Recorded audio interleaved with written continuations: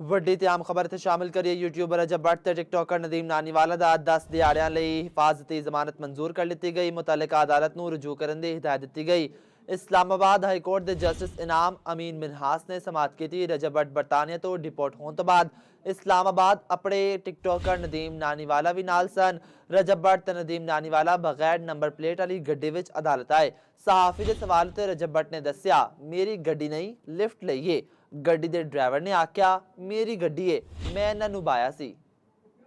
बिल्कुल अपडेट कर रहे हैं। यूट्यूबर रजब भट्ट ते टिकटॉकर नदीम नानीवाला दी 10 दिहाड़ियां लई हिफाजती जमानत मंजूर कर ली गई। मुतलका अदालत तो रजू करने की हिदायत दी गई। इस्लामाबाद हाई कोर्ट के जस्टिस इनाम अमीन मिनहास ने समात की।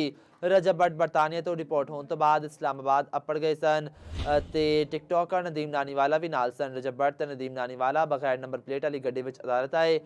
सहाफी के सवाल उत्ते रजब भट्ट ने दस्या कि मेरी गड्डी नहीं, लिफ्ट लईए। गड्डी के ड्राइवर ने आख्या, मेरी गड्डी है, मैं इन्हां नूं बाया सी।